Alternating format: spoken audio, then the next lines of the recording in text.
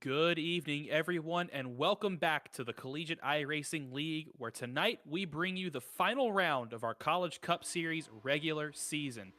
Tonight is the last race before we cut to the top 10 drivers and go playoff racing next week. 7 drivers are locked in on wins. The last 3 playoff spots are up for grabs, and Talladega Super Speedway is the perfect place for a final last gasp shot at a playoff spot for our unqualified drivers. Jared Kaler, Zach DeWale, and Drew Williams currently sit above that 10th place cut line. Jake Cummings and Colin Culpa are on the outside looking in. Matthew Burton, Matt Nordberg, Esteban Munoz, Jeremy Millerin, and Athena Leclerc, among others, are in a must-win scenario if they want to have a shot. With everything on the line, our bubble and top 20 drivers must have skill and a lot of luck on their side if they want to qualify and punch their tickets to the first ever College Cup Series playoffs. If you win, you're in. If you don't win, then you're at the mercy of the pack and the drivers around you. And just to spice things up, if you don't win, the big one always looms on the horizon. One race separates our unqualified drivers from a playoff bid, and tonight, the 10-race storm culminates in what is sure to be the most intense, most dramatic race of the College Cup Series season so far. Ladies and gentlemen, welcome to the first ever playoff cutoff race, the Alabama 160 at Talladega Super Speedway. I'm your host for this evening, Zach Lindler, alongside Alex Gagnon in the booth. And Alex, we are going to see some fireworks tonight. There is no better way to put it. I love your little opening speech there. I think it sums it up real nicely. And I mean, yeah, fireworks is what we're expecting to see here at this playoff cutoff race here at Talladega. Talladega brings no shortage of excitement and a little bit of chaos throughout the track. And when you factor in a lot of people fighting for their postseason opportunity here, we could see a lot of action and a lot of desperate people trying to make something happen if they don't like the spot they're sitting in as we close in with, like, say, 20, 10, 5, 1 lap to go. Yeah, when I saw that Talladega was going to be the cutoff race for our playoffs, I thought, that's going to be a spicy one. But yeah, this is the last shot for a lot of our drivers inside the top 20 or just outside the top 20 who want to become playoff eligible to state their case and get the walk-off win to make their way into the playoffs. One of those drivers that we're looking at right now is the 23 of Drew Williams from Clemson University, making his qualifying attempt out there on track. He sits in that 10th spot above the cutoff line, but he still needs to have a good day because this car right here, the 006 from Indiana University, Colin Culpa, is on the outside looking in, and he's going to do everything in his power to make sure that he can get around Williams and avoid the wrecks and finish the race and try to make his way in. If you look on the right side of your screen, you'll see our 3 drivers locked in on the points, in the points battle for that 10th position. Of course, Andrew Williams in that 10th position on the track, in the standings before the race coming in. Jake Cummings from Wingate University also in the mix. He sits 11th on the outside looking in, and Colin Culpa as well. And you can see a little tidbit of information from producer Scott. If there is not a new winner tonight, then 2 drivers out of those 3 will advance into the playoffs. If there is a new winner, only one of those 3 will advance to the playoff rounds. Yeah, it's going to be very tough for these 3 guys in the points battle because not only you're going to try and keep an eye on each other as far as the points battle is concerned, but you're also trying to win the race because obviously not only does a win get you in, but if one of those guys win, then you need to be the highest finishing person on those points if you don't have any other advantages to work with. And as you can see on the right of your screen, there is a whole host of drivers who are still potentially able to find themselves in the playoffs. Some just get in with a victory. Some of them not only need a victory, but a little bit of help in the point standings to make it into the top 20 and be eligible, like the car on screen right here. And that is Nick Stockner, who came oh so close at Indianapolis last week. Unable to close out the deal, though, and because of it, now sits in a very desperate situation if they are going to try and make the playoffs here. Now taking a look at Matt Stawicki for James Madison University. Stawicki, another one of those guys who could potentially make it with a victory here today, but he will need some help in the point standings if it's going to come together. And right now, he needs a little bit of help just in the qualifying board. He is the last guy into the field as it currently stands. Yeah, you can see, like Alex said, on the right side of your screen, those are the drivers who are in a must-win situation, but the drivers that have an asterisk next to their name, they sit outside the top 20. They, coming into this race, are not playoff eligible. So even if they did win, they wouldn't be eligible. So they would need all the drivers ahead of them to not necessarily have a good day, but a win would certainly help their case if they're sitting close to that P20 cutoff position to try and to try to win their way into the playoffs. Yeah, I mean, there's so many people who are still potentially in the running that it's going to be bedlam out there, I feel like, at the end here, with so many people still in theory in the running to try and find their way into the inaugural CiL Cup Series playoffs. But looking right now at the board, obviously qualifying is always pretty tight here at Talladega with those restrictor plates. It's hard to really find a major advantage one way or another, and we're seeing that with those times. I mean, just identical looking times down through the hundredths across the board. I mean, just at 53.23, we have 5 or 6 different drivers all within a hundredth of a second of each other. They're in the top 10. So it's definitely going to be a lot of very tight, very close racing here tonight. Yeah, and obviously, if you qualify better up towards the front, the odds of you being collected in the big one is significantly less than if you were in the midfield or the back of the field. But as we saw some drivers do during Daytona, we saw some drivers drop to the back of the field at the start. Maybe they qualified mid-pack and didn't like what they were seeing coming out of the gate.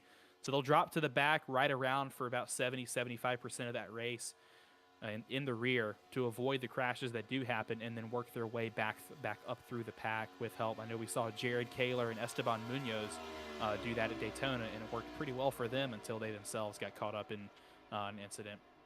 But that's just kind of how it goes here, that anything can happen at any point on the track, so these drivers have to be aware that the big one can come at any point, and they got to get through it, because if you want to qualify for the playoffs, you've obviously got to put up a good finish here, especially if you're Athena Leclerc.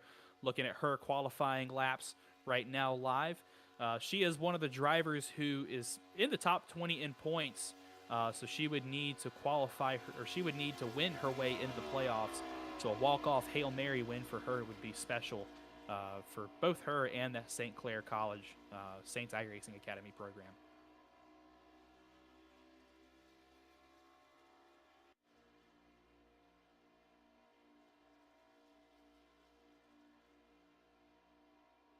Now looking at the number 20 machine of Alexander Hogarth, another St. Clair College car.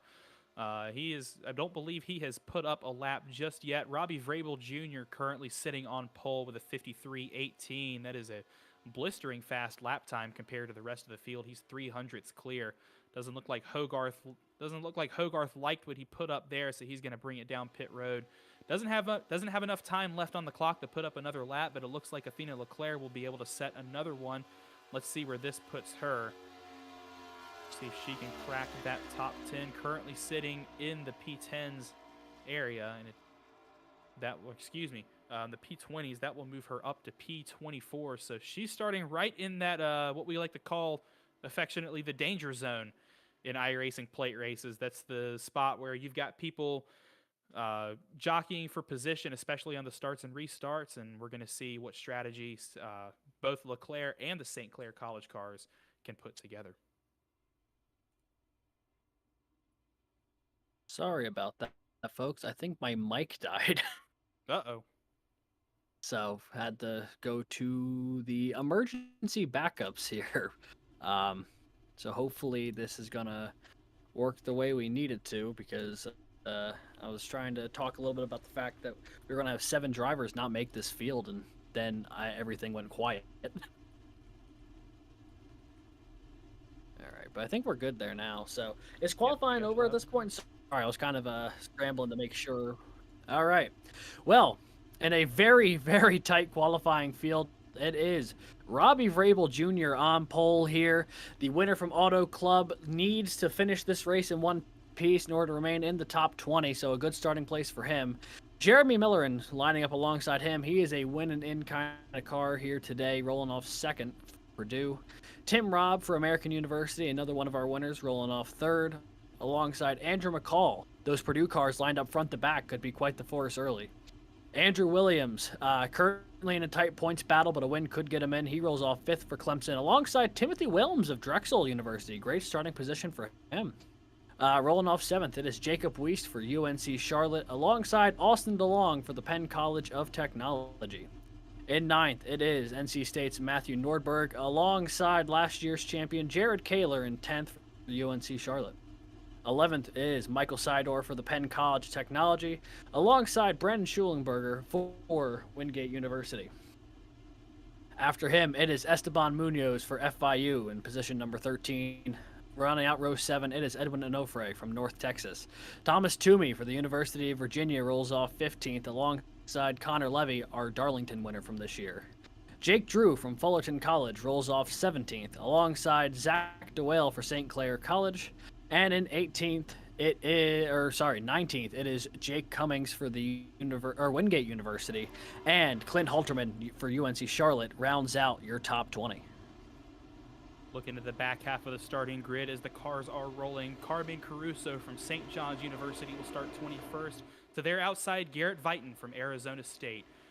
Row, I believe, it's row 12, yes.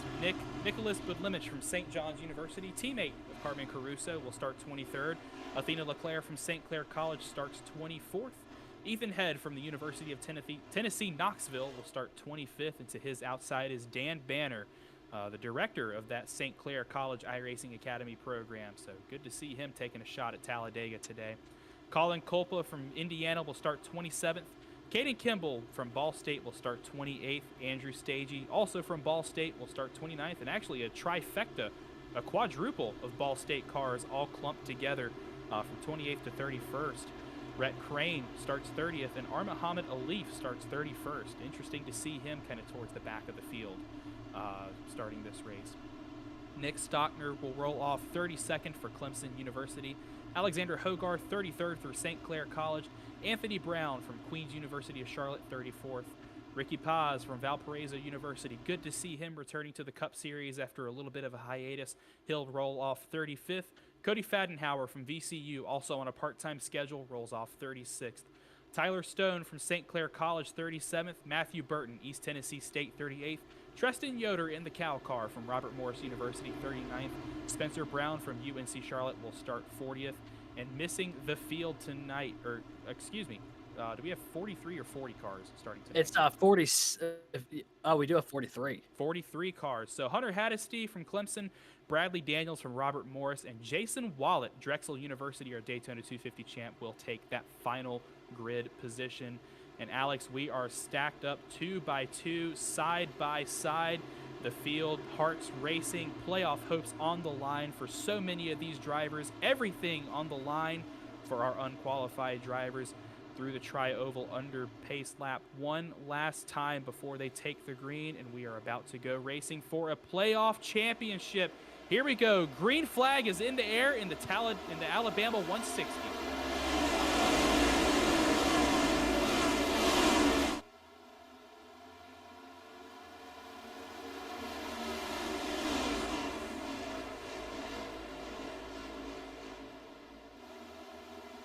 Two by two, they are gonna march through the opening corners here at Talladega as they accelerate up toward over 190 miles an hour. A couple of cars dropping out of the lead pack early. They don't want anything to do with it just yet, and they're gonna drop toward the back and try and ride around and escape whatever potential carnage could be coming their way.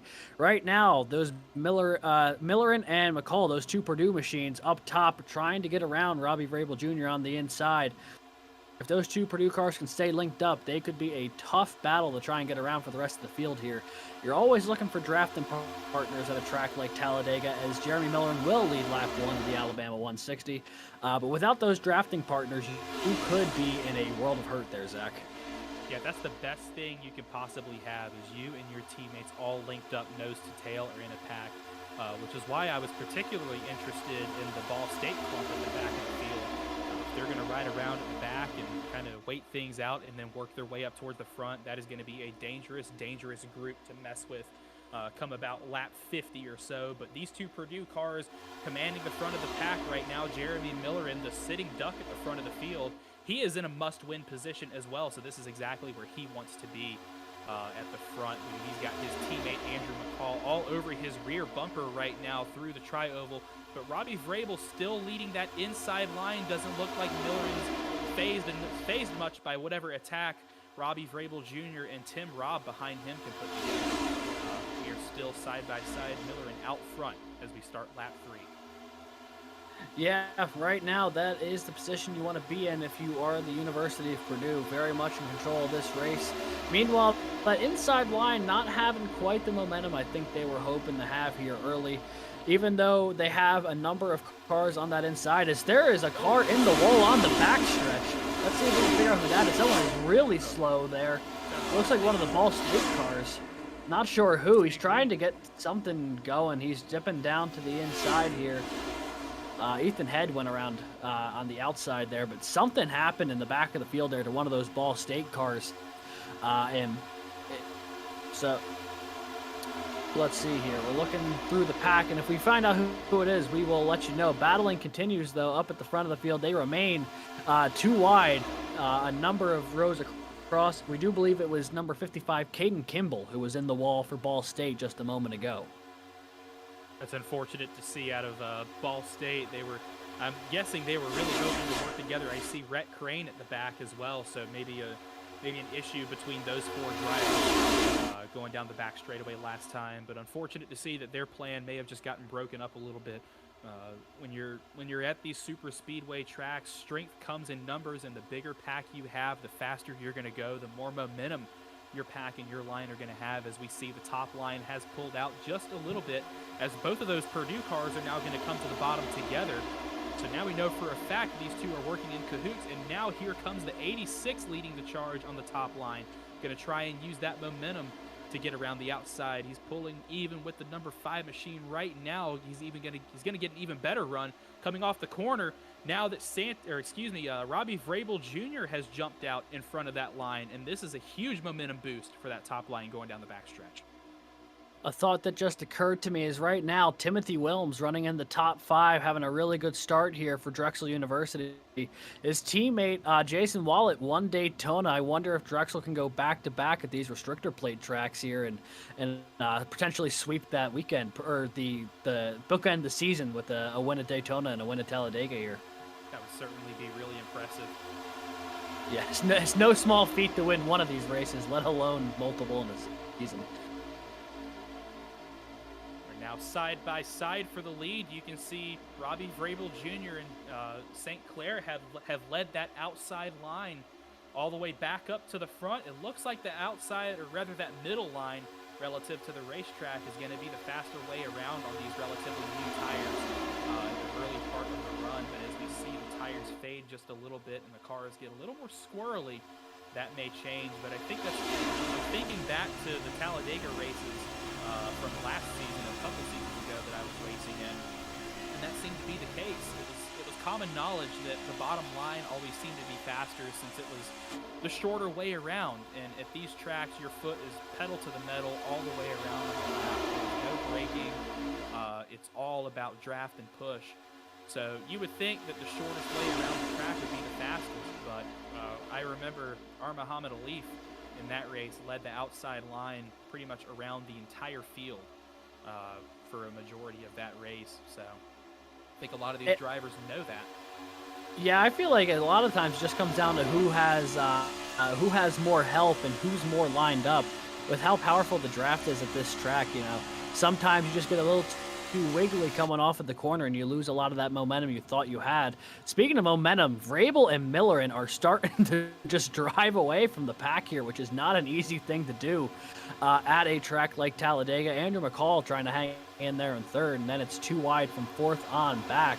But the 075 and the 100 certainly trucking along here pretty good in the early going of this race. Currently now on lap number 8. Definitely been some shuffling throughout the middle of the pack here, but up front things have remained pretty constant with Vrabel, Miller, and McCall up at the point. We do want to draw your viewers' attention to the colored numbers in our timing tower. You can see that each driver's number has a colored background to it. If your favorite driver's number is in yellow, then that means they are locked into the playoffs either by virtue of wins or mathematically, and they are good to go. They are in the playoffs. If you see your driver's number in gray, that means they are one of the 3 drivers locked into that points battle for the 10th position. That's Williams, Cummings, and Culpa are those 3 drivers. If your driver's number is in blue, then they are in a must-win situation. Either they are in the top 20 and playoff eligible, or they can become playoff eligible with a win, but would need some help from some bad finishes up ahead of them. And if your driver's number is in black, then unfortunately they are eliminated from playoff contention and cannot make the final 10. And it looks like a nice charge coming from the bottom of the field here. That's Drew Williams all over the back of Vrabel. And Purdue wanted to block right there, but got it off just a little too late. And now Millerin made the jump, but McCall did not. And Millerin was lucky to Oh, Kaler's around! Kaler goes in the wall. There's contact out of turn 4. And we've got our first caution of the night, and Kaler went hard into the outside wall. And he wasn't the only one. A collection of cars turned into a bit of a junkyard here coming out of turn number 4. Can't even tell. Looks like a couple of Ball States. Oh, Colin Culpa looks like he was involved. That could be cataclysmic to his potential playoff bid. He was one of those 3 guys in the points battle, so you cannot afford to be caught in an incident like that. Absolute devastation here right around lap 10.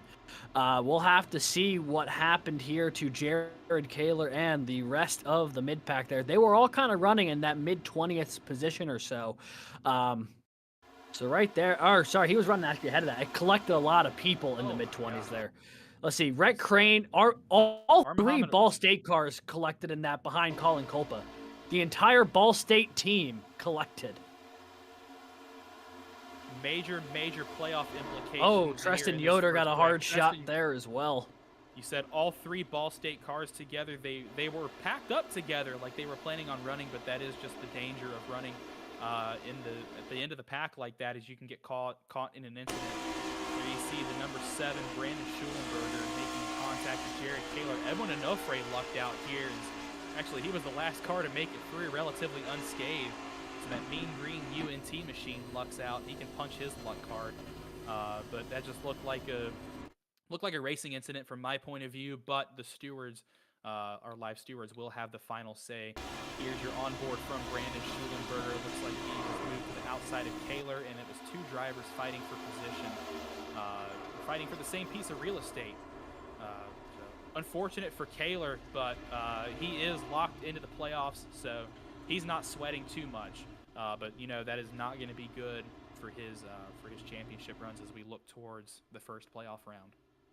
Yeah, no, I mean, most a lot of people in that caution were either mathematically eliminated or already locked in, but I think the biggest loser in that exchange is Colin Culpa. He was currently 12th in points. He did have an outside shot of pointing his way in today, or, potentially picking up the win. But now that his odds have just drastically gone down after that collision there, wiping out a good chunk of the field. So, this might not be the only big one we get, but if not, that was the big one striking early here in the Alabama 160. And as a driver, this really strikes 2 emotions in your heart. Number 1, you're thinking, okay, phew, we got the big one out of the way.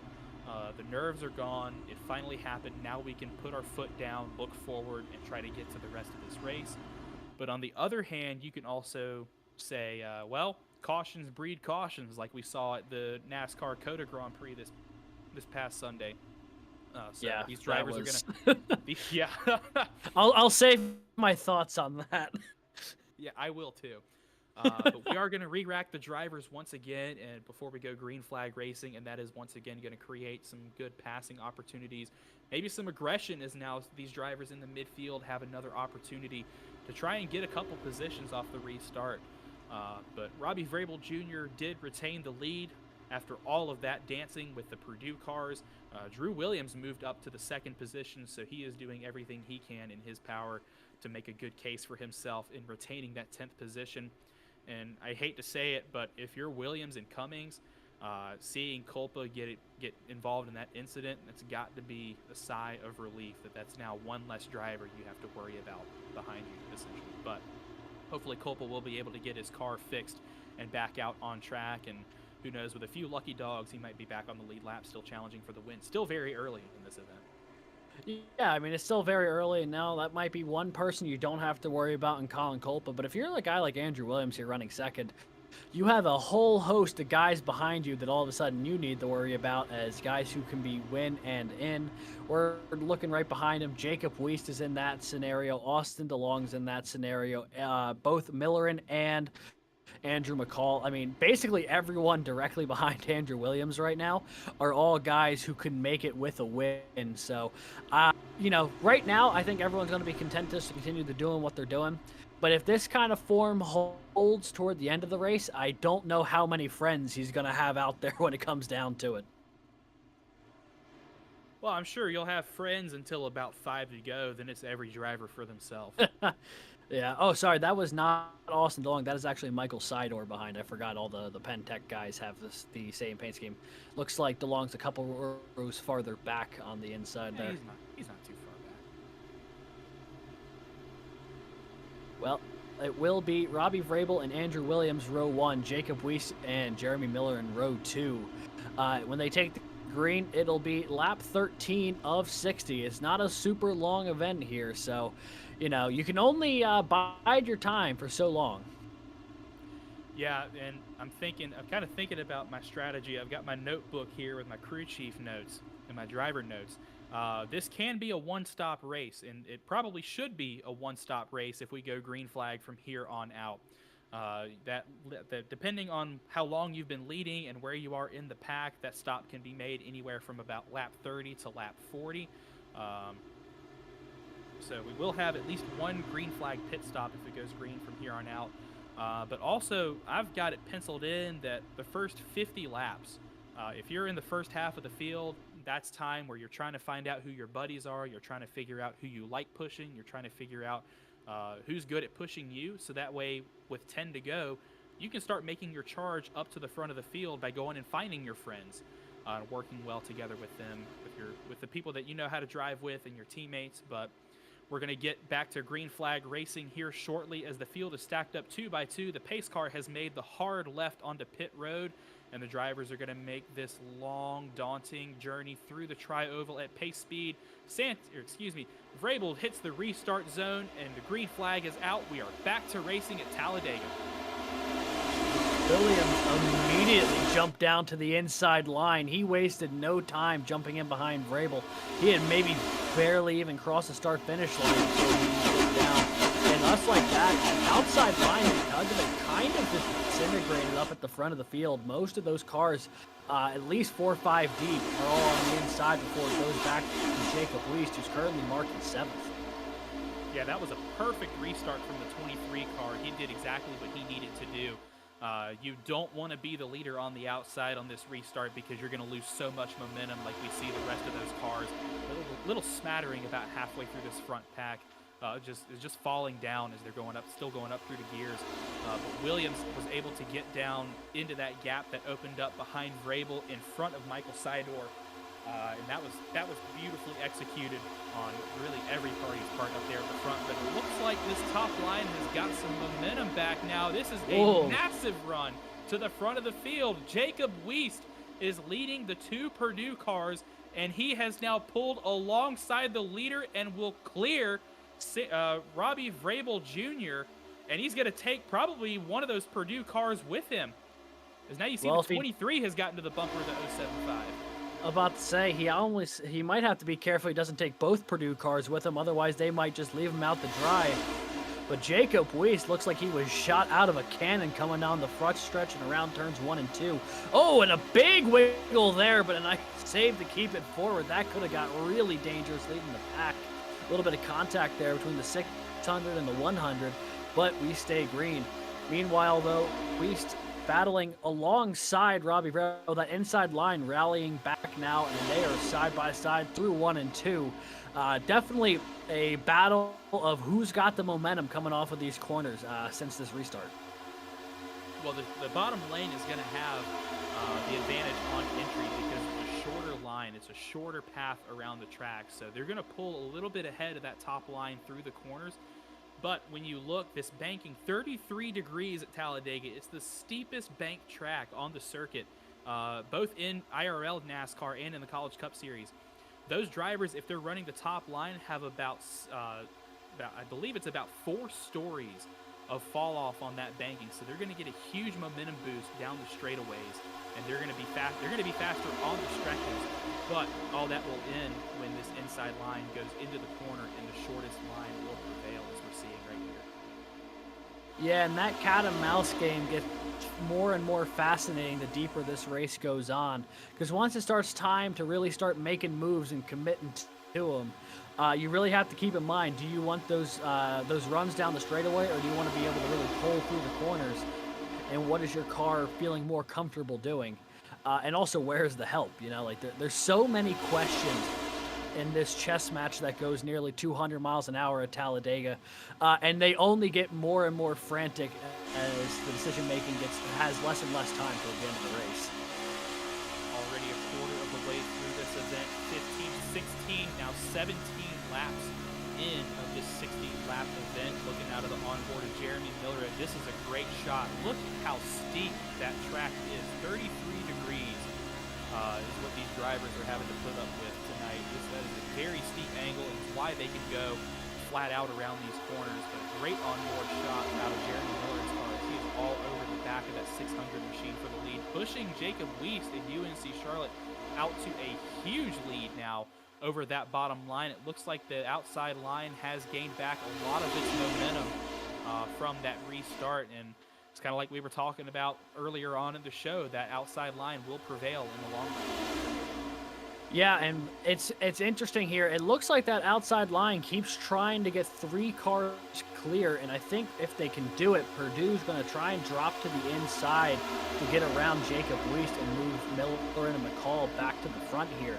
But they just haven't quite gotten the run that they needed to do so. So if you're in Jacob Weiss' position right now, you're almost trying to not pull away from the field as much as you'd want, because the moment you really clear that inside line, Purdue might just try and slip right around you.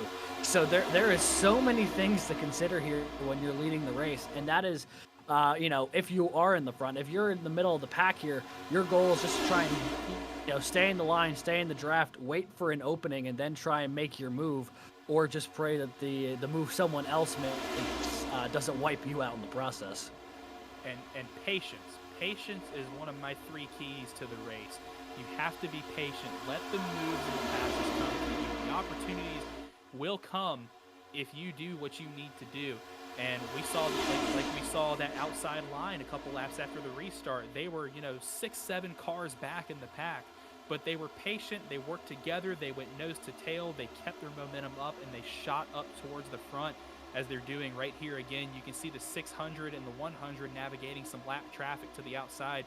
But this top line has significantly less cars than the bottom line, and they are still holding their own on that high line. And I also want to draw my attention, a few laps ago, I think I saw 3 St. Clair cars had linked up nose to tail just beyond this first lead pack. So I think the St. Clair drivers are going to try and work together a little bit on their charge up towards the front. Looks like they lost one of them.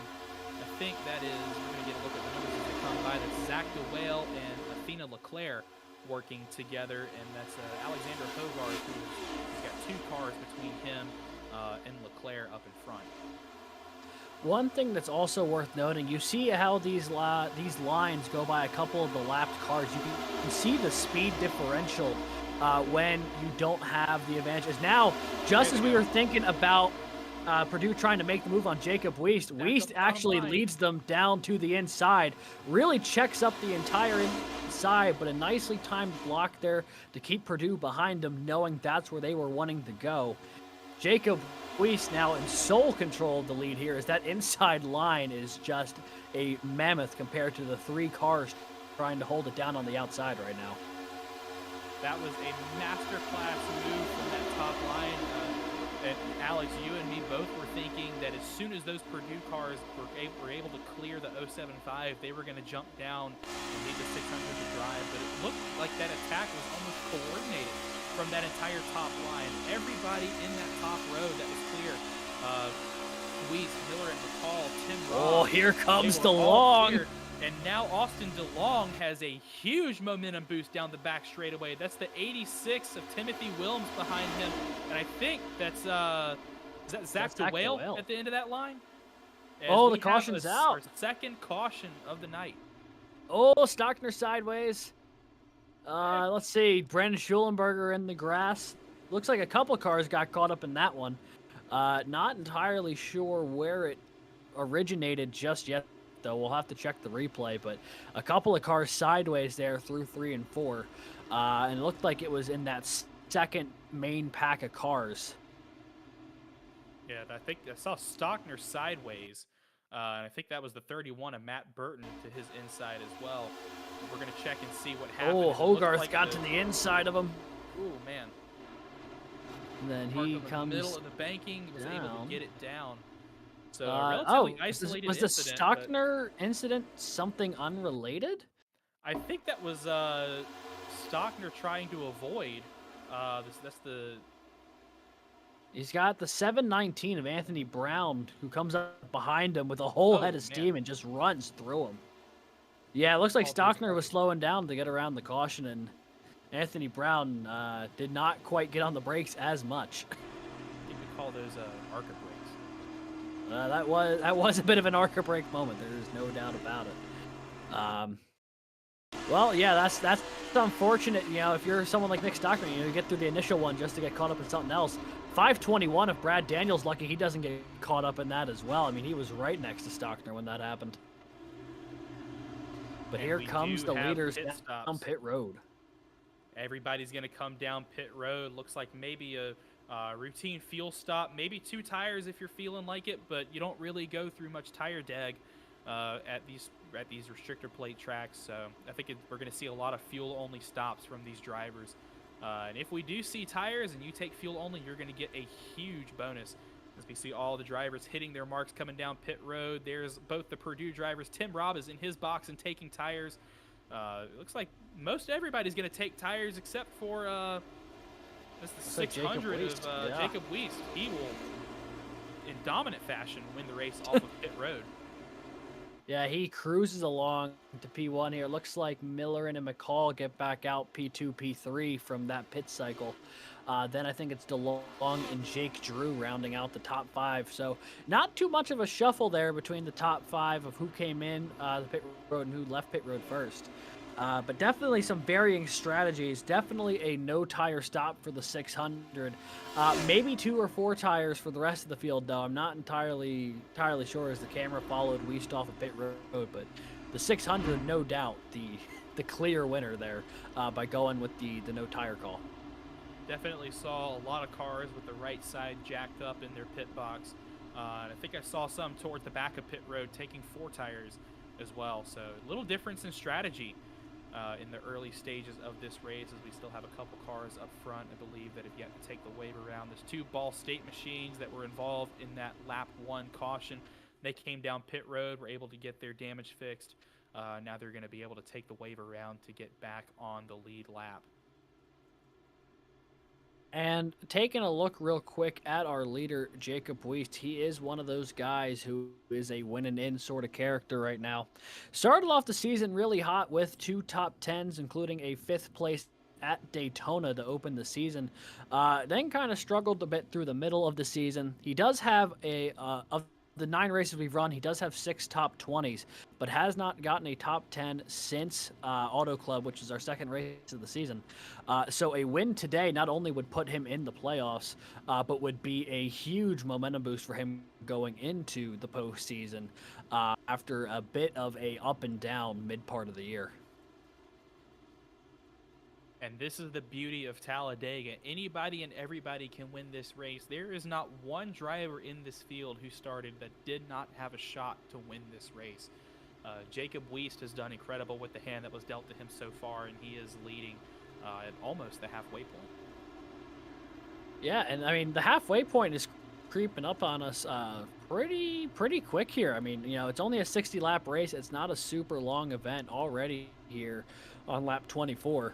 And, you know, before we know it, you know, it's only been about, you know, half an hour or so since the start of this race. If we keep up this rate, you know, around the top of the hour, we're only going to have a few laps to go here. So time is certainly moving quick here in the regular season finale. Yeah, I was about to say, time's running out in the regular season. If you've just joined us, welcome to the cutoff race, the first ever playoff cutoff race, where we're going to cut to our top 10 drivers after this event to start our inaugural CiL College Cup Series playoffs. Jacob Wiest is currently your leader, but we saw both of those Purdue cars with Jeremy Miller and Andrew McCall up at the front. We saw Robbie Vrabel Jr. lead some laps as well. Andrew Williams is up in the mix. Now, Austin DeLong had a good pit stop, and he's going to present his case to win the race. Jake Drew has also joined us, the reigning ARCA Menard Series West champion. To his outside, Clint Halterman, another UNC Charlotte car. Then behind them in row, I believe it's row 8, I can't math, Robbie Vrabel Jr. on the outside, Tim Robb to his inside. And then in row 5 for the restart, Budlimich and Munoz will round out the top 10. Andrew Williams fell all the way back to that 6th row for the restart, so a little difference in pit strategy, and maybe a botched pit stop may not have done him any service. But you got to keep your head down and move forward. As with all of these drivers, a lot of them still have a chance to punch their ticket into the playoffs. 6 drivers are currently locked in by merit of wins. 2 drivers are locked in by merit of having enough points to essentially have a free race. But we are going to get green flag racing once again. The field is stacked up 2 by 2. Pace car makes the hard left onto pit road, and they begin the long trek to the restart zone down the tri-oval. Jacob Wiest, your control car. Jeremy Miller into his outside. Austin DeLong, Andrew McCall, row 2, and Barney drops the green flag, and we're going to ride along with Jeremy Miller and Austin DeLong on this restart.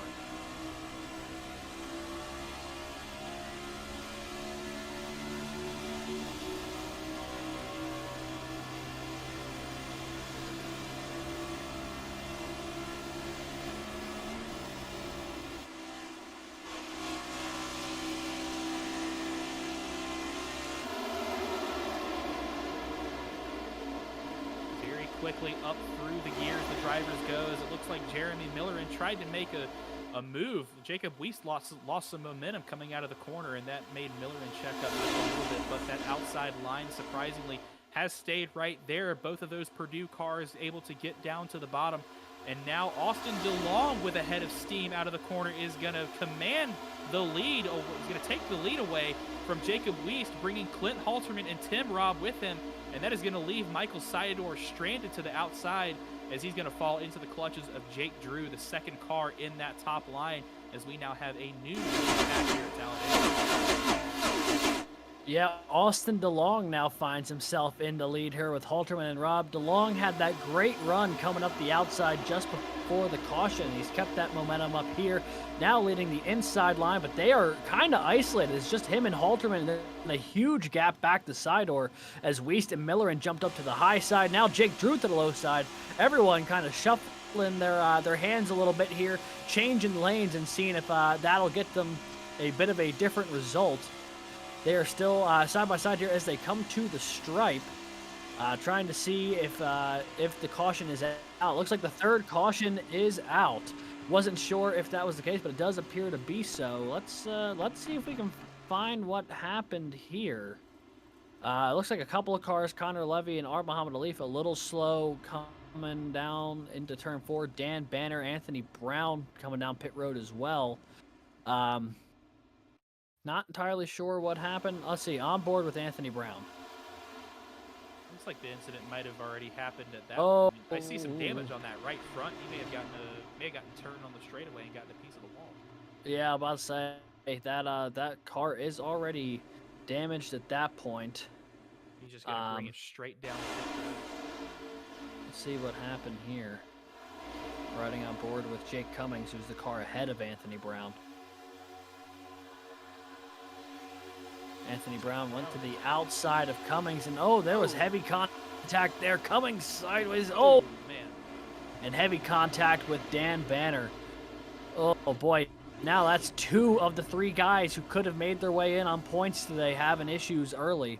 It is worth noting, though, Colin Culpa is back on the lead lap, so it's going to be critical for the crew of the 95 there to try and get him back out on the lead lap as well. Riding on board here with Dan Banner, he gets a full view of this one. Yeah, what little small incident on the track, but huge playoff implications. Looks like Anthony Brown, he got a run on the 95, and just nowhere for Dan Banner to go. A pretty hard lick to the left rear of the 95, and he's going to bring that car down pit road and hope his pit crew can get that thing repaired as fast as possible, because he has 1 foot out the door at this point of his potential playoff bid. Yeah, so far it has not been a great night for the guys who could potentially point their way in. One of those guys being obviously Colin Culpa, caught up in caution number 1. Jake Cummings here caught up in caution number 3. The only one not involved in an incident just yet has been Andrew Williams, the number 23 car for the University of Clemson. He's riding around in 13th at the moment. But he had been as high as 2nd, so he is not going the right direction at the moment either. So definitely not a fortunate time to be one of those guys who could potentially point their way in. And if you're Drew Williams, you're thinking one of 2 things. You're thinking, yes, both the other guys got in a wreck.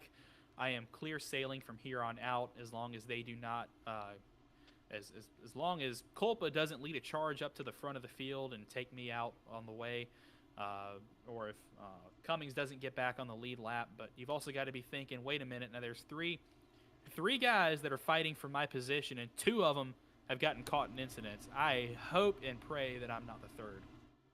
Yeah, and that's when you start sitting there, like, the positive side, both of those guys got caught up in some trouble, and it makes your job a little easier on the points end. However, the other side of that is both of those guys got caught up in an issue. Is that an omen of what's to come for me? Because that's how I would look at it personally, because that's just kind of how my head's screwed on. So hopefully he has a bit of a more optimistic approach to it than I do. But right now it is going to be Tim Robb who currently is going to be leading the field whenever we restart, with Austin DeLong alongside him. And then UNC Charlotte teammates of Jacob Wiest and Clint Halterman behind them. And Miller and Jake Drew is row 3. So definitely a mix of guys already locked in and people who could make it in with a win. Definitely a lot to shake out, a lot to go around there. And then if you look even a little farther back, you got guys like Esteban Munoz and Michael Sidor, and then Andrew McCall and Timothy Williams still hanging around in the top 10. He's put together a really strong front half of the race here for Drexel. Timothy Williams started, I believe, in the top 5, so he put together a banging qualifying lap. And he's held on to that good running position for pretty much this entire race. He's been in the top 10 for a majority of the time, and even if he's fallen out by just a hair and is able to reestablish himself back in. So good to see Timothy Williams putting together a good race. And how about our biggest mover so far, Bradley Daniels from Robert Morris University? He is up 21 positions from the start of the race. So that's no joke. He's cleared half the field in half the laps. So hey, you know what? That's a recipe for success. I'm no mathematician, but if he were to keep up that rate, we might find him up near the front when it's all said and done. If he were to keep passing, what's loosely been a car a lap. I mean, plus 21 and only 29 laps That's that is I a mean, man on a mission at the moment. But plus there's definitely 21 been in a 29 laps when I'd say, 8 of them have been under caution. So, yeah, probably yeah. right at a car a lap. Yeah, also worth noting, you see Jacob Weiss there. He's up a good amount of positions as well, I believe. He is up +4, so he qualified relatively high, but he's capitalized on it so far. But yeah, no, I mean they're 2x2. They'll be restarting soon. Clint Yeah, Halterman's up Halterman was up 4. +17. I know Halterman qualified mid-pack, which I was a little shocked at because he's usually one of the guys up here towards the front. But you heard it, plus 17 spots for that 07 machine from UNC Charlotte. He's going to have his teammate to the inside when they come to the restart zone. You can see the lights with the pace car are out. That means we will come to the green flag this time. The field, once again, stacked up 2x2 from our third caution of the event. Pace car makes that hard left on the pit road, and the field will make that long trek through the tri-oval, nerves racked, ready to roll. Tim Robb is the control car, Austin DeLong to his outside, Jacob Weiss, Clint Halterman, Jeremy Miller, and Jake Drew, Esteban Munoz, Michael Sidor, your top 8, and the leaders are going to hit the restart zone. Barney's going to throw the green flag, and we are back to racing at Talladega.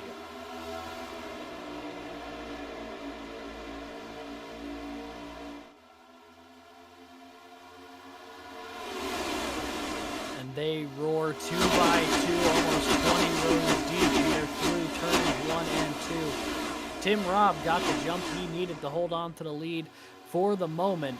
However, he has got a swarm of people behind him looking to take it away. Most notably, Austin DeLong, that first car on the outside. And they've got that line stacked up really nicely. They could get a really good run through 3 and 4 if they're able to keep it in line like they did down the backstretch. Not sure if they're going to be able to just yet. The front 3 cars are lined up good. After that, it gets a little wiggly. But yeah, no, here comes DeLong with a full head of steam. Now, if DeLong and Halterman stay linked up nose to tail, watch for that outside line to take the lead by the time they get into turn 3. We've seen that a couple times now where the outside line, if they can stay formed, they get a massive run down the back straightaway on about the 2nd or 3rd lap. After the restart, here you see Halterman hits the momentum coming off of the corner. He's going to lay off the bumper of the 22, and now he's going to go for it. And we're going to see how this momentum boost affects them. Looks like that bottom line got a little bit better launch out of the corner. But when you're plate racing in these next gen cars, in previous years you used to be able to just drive up to the guy in front of you and push them.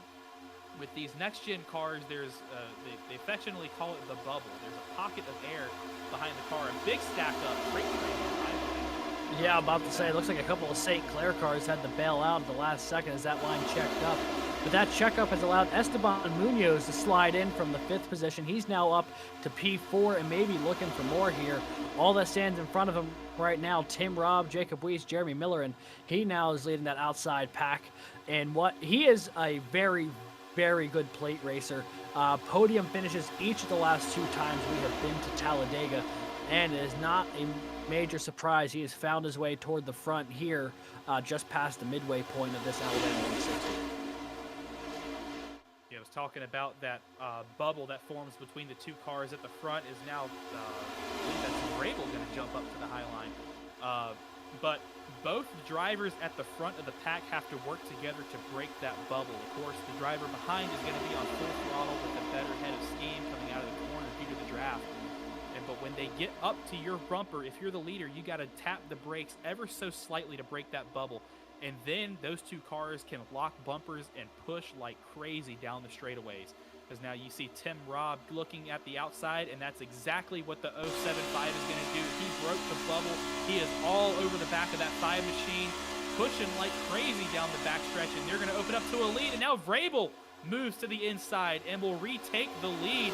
I believe he was about 5 or 6 rows deep in that pack, and he has used the draft and the momentum perfectly to get back out to the front of this pack. Yeah, that was very nicely done by the driver of the 075. Pulled right up to the back of Tim Robb, gave him a nice push into the corner, and then just dropped down below with all that momentum he had built up from the draft. and swung right past him. Tim Robb, because of it, has fallen all the way back to 5th. He's now 2nd on that outside row, trying to push Jacob Wiest back forward. But right now, there's a whole lot of shuffling going around up near the front of the field. I mean, you've got like different leaders, different guys in different lines, people popping up and down. I mean, they are starting to, I don't want to say getting hectic, but they're starting to get a little comfortable with what they're doing. They're starting to get comfortable with who's around them. And they're starting to be a little more adventurous with the lines they're taking and the moves they're trying to make. They're 3 wide here coming off of 4. Middle of the pack, 3 wide. That's Austin DeLong in the middle of that pack as Clint Halterman moves down. Maybe a little bumper-to-bumper kiss. He's going to come up and block Jake Drew, leading that very outside line charge. And look who's back. Jared Kaler in that number 1 machine, working with his buddy Jake Drew to get up to the front of the field, where they've got another friend in Esteban Munoz waiting for him. And they are 3 wide, 4 rows deep in the middle of this pack. What great racing we're seeing in the Alabama 160, as now I believe that Zach DeWale is going to move up to that middle line and try to make a charge to the front. Yeah, everyone has decided that lap 35, for whatever reason, that's the go lap. They are 3 by 3 at least through the middle of the pack there. If you're Austin DeLong, you're just gripping that wheel and holding on tight because you are completely boxed in the middle there. Right now, Jake Drew trying to shove Halterman forward. Zach DeWale cuts down in front of Robbie Rabel. He now slides into 4th on that inside row.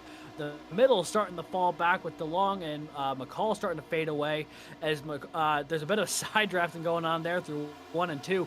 Halterman now getting a run off the corner. He might be able to make the pass for the lead here. Him and Jake Drew are getting a huge boost of momentum. And here comes Jared Kaler with him. Kaler, after being caught up in caution number 1 with 25 laps to go, he finds himself in 3rd all of a sudden. He did win this race a season ago. Could he go back to back here at Talladega? I'm watching this telemetry, and some of those guys that were in the middle of that 3 wide were absolutely hoofing it down the back straightaway in excess of 200 miles an hour in the middle of that pack. These boys are schmoovin' tonight. Little boot scoot and boogie action going on down the back stretch. Look who it is up at the front now, taking the lead. He is there. Jared Kaler makes the move for the lead as Jacob Wiest gives Tim Robb a nice little push. And it's worth noting, right now, 3rd in that line, Jacob Wiest. These 2 UNC Charlotte teammates had a bit of a run-in at Indy last week that led to some conversation after the fact. I wonder how well they'll work together here today. They race for the same school, but I wonder if they're on the same page as, Millerin going into the middle. 3 wide, now 4 wide. Oh, wow, boy, they're all going backwards. That outside line just evaporated coming off of turn 4. And we're working on lap 36, but they're racing like it's lap 56 of 60. Oh, contact. That was a Penn College car. I think that was DeLong. Oh, and he's going to go around, go. and we have another caution. You could see it coming at the last second. When you looked at it, there was some contact with the car under DeLong, and DeLong got pushed up the track, and Muhammad Alif was there slow on the outside, just trying to stay out of the way. And it got 4 wide going into 1, and just not nearly enough real estate for everybody. Number of cars go around. I see Rhett Crane, Edwin Onofre involved in it. Not sure how many people were involved in it just yet, but that was rough there.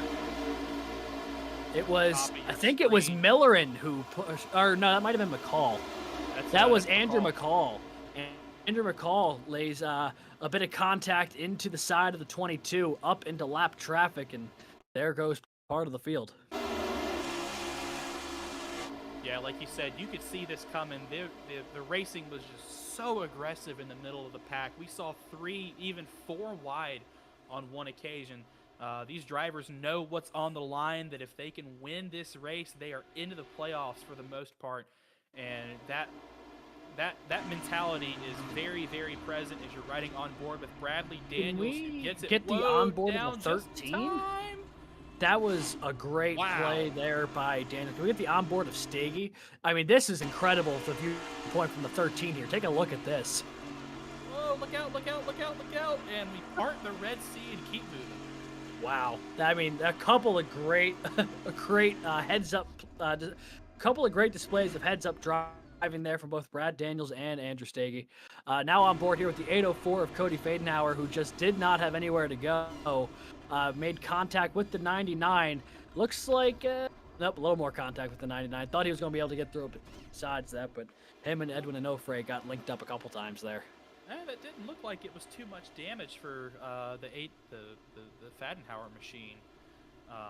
So looks like he might have to come down pit road, get some cosmetic damage done to make sure that car is at max aerodynamic capacity, and he should be able to get back out on track. But we're working on 21 laps remaining in this final race in the College Cup Series regular season. Tim Robb is out in front, followed by a gaggle of cars challenging for their first win of the season. And as the names scroll by on the top, you can see your driver's number illuminated by a color, and that color corresponds to one of our scenarios listed at the bottom of the screen. If your driver's number is in yellow, you're locked into the playoffs.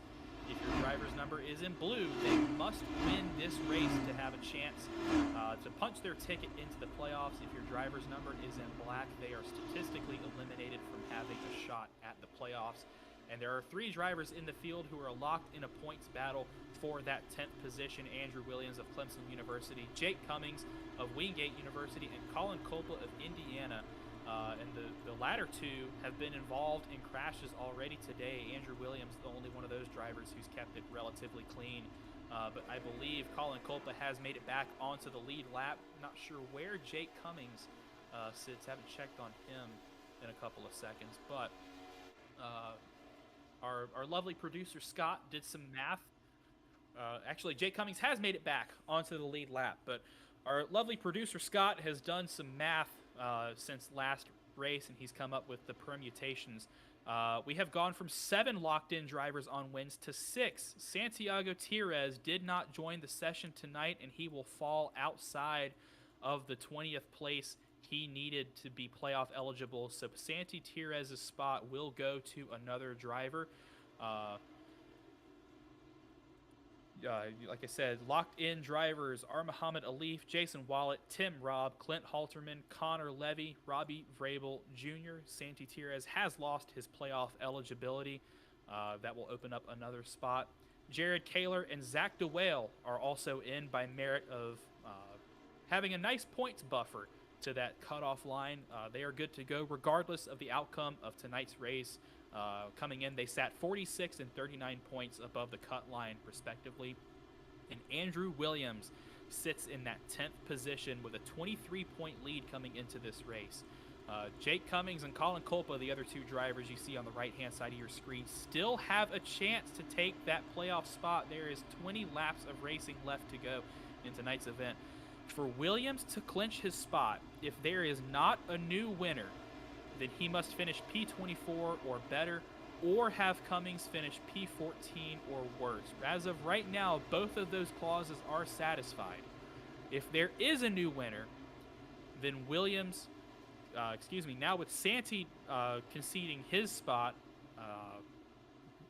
1 driver out of Williams, Cummings, and Culpa will qualify, and the others will not qualify. And I believe at this point, I will need to check my notes, but with Santi not racing, that brings us down to 6. So if we do not have a new winner, Andrew Williams is locked in. He is good to go. If we do have a new winner, then he must finish P24 or better, or have Jake Cummings finish P14 or worse. Looking at Jake Cummings, as of right now, with 6 winners, he must finish P16 or better to knock Andrew Williams out of the playoffs. If we have a new winner, then he must finish P13 or better and have Andrew Williams finish P25 or worse. And for Colin Culpa, as of right now, with 6 winners in, he must finish P20 and beat Jake Cummings by at least 16 positions. And if we have a new winner tonight, he must be that new winner to make the playoffs. So that's a lot of information, a lot of math. But we are going to come back to you all after the show. We're going to do the points tabulations as quickly as we can to let you know who's in and who is out. But like I said, we still have 20 coming to 19 laps left in this race. The Alabama 160 from Talladega Super Speedway, our cutoff race for our first ever CiL College Cup Series playoffs. And Tim Robb is the control car as you see the field stacked up side by side. The pace car has made the journey down to pit road, and they're going to drive slowly and agonizingly through the tri-oval until they hit that restart zone. Tim Robb, Clint Halterman up front, your lead cars, and they're going to hit the gas. Barney throws the green flag, and we are back to racing at Talladega.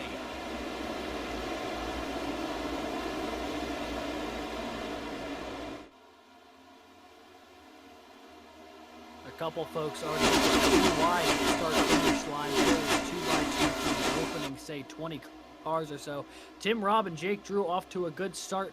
We do know that inside line is very dominant on the opening lap of a restart, but on lap 2 is where things start getting dicey if you are on the inside, because the outside gets that momentum. Tim Robb and Jake Drew slide up to the outside. I think they've learned that from a couple of the previous restarts. They are trying to get that boost off the outside. Nearly got turned there was Tim Robb, but Jake Drew not able to get quite up to the back bumper there. Definitely a little wiggling, definitely a bit of contact here as the urgency has just kicked up another meter for a lot of these guys at the front of the field. Look at those two St. Clair cars down on the bottom. Here comes Zach DeWale and Robbie Vrabel Jr. all over his bumper. They're going to use that inside line to get around the high line and that lead car of Tim Robb and Jake Drew, as Jake Drew is now going to bail on, and he sees the momentum changing, and he's going to move to that bottom line. It leaves Tim Robb, and I believe that's the 600 machine up on that high side. Now Jared Kaler and Jake Drew going to jump to that high line. Are the St. Clair cars going to do anything about it? Are they going to block? But all 4 of these cars have to be careful to not get out to too much of a lead, because they will lose that momentum relative to the rest of the pack, and the rest of the pack can catch up very quickly, as here goes Kaler to the outside, bringing Jake Drew with him. And here comes the pack alongside all of them, both lines closing up to the back. Halterman and Munoz make it 3 wide. Here comes Kaler thinking about going up top as well. He elects to instead hang on to the middle. DeWale on the inside, Kaler in the middle, Halterman to the outside. All 3 of these guys with a run trying to make it work, coming off of the corner. They are neck and neck. Lead. No one's got the run they thought they were going to have. Kaler maybe inching out to a little bit of a lead. The only real loser in that exchange, Zach DeWale, as it looks like Kaler and Halterman now, the lone 2, still in the battle for the lead at the moment. That inside line has all but deteriorated behind Robbie Vrabel Jr., as it's Athena Leclerc trying to close up. Now 3 St. Clair cars lined up on the inside. Kaler, Drew, and Robb in the middle. Halterman, Munoz, and Jeremy Miller on the outside, now middle. These unqualified drivers not in the playoffs realize that time is running out on their season, and their chances at to have a shot at the College Cup Series championship. You see on the right-hand side of your screen all the drivers who need to win their way in. The drivers with an asterisk next to their name need to break the top 20 in points to have a shot, as they were 3 wide for the lead, still 2 wide with a third line up high trying to form. I believe that is the 600 of Weist leading Jeremy Miller in to try and get Andrew McCall to try and get something worked up there. But we are still 2 wide for the lead. Actually, a little breakaway here from Jake Drew, as Tim Robb's going to move to his outside. Huge momentum boost for that number 5 machine from American University. And that's going to bring those 2 UNC Charlotte cars behind him. No, it's not. Got ahead of steam. And they are hauling down the front straightaway to go around him. And Robb is going to get left out to dry. Jared Kaler back up to the point of that outside line. He's got a teammate, the 07 of Clint Halterman, behind him. It's Jake Drew leading that bottom line, but he's got 3 St. Clair cars behind him, ready to go on a moment's notice. DeWale, Vrabel, and Leclerc, all 3 of them running nose to tail on that bottom line, but they've got that 696 machine up in front of them to deal with. That was a rough break there for the driver out of American University. He had a great run to try and go for the lead, but no one went with him. And instead of jumping in behind to try and pick him up, the 2 UNC Charlotte cars just went right around him, leaving him to fall out to the back of the pack. And now they are 3 wide going through the tri-oval as they come to 14 to go. everyone has decided now is the time where you need to start making your move to the front if you're not there already. They are starting to get a little desperate throughout the field, as right now, these St. Clair cars on the inside, an interesting scenario could be forming.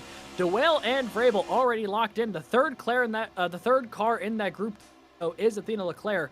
That could be the car the St. Clair team is trying to get to the point if they can, as that is the only car not in the playoffs just yet, but could with a victory here today.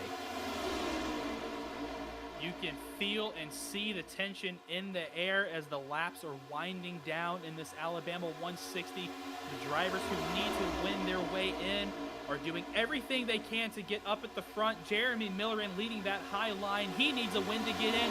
Jared Taylor on the bottom already locked in, but he has yet to find victory lane this season, and that would be a huge momentum boost going into the playoffs for the number one driver. He's got his teammate Clint Halterman right behind him. A third car from UNC Charlotte up on that high line, splitting the two Purdue cars, as the high line is going to get a huge boost of momentum down the back straightaway out of the corner. Tim Robb able to slot his way back into the pack. He is the fourth car on that high line, and a very aggressive block from Jeremy Miller, and he's going to jump down to the bottom in front of Jared Kaler, and Jared Kaler is going to return the favor by moving to the outside to lead the charge from the high line coming off of turn 4.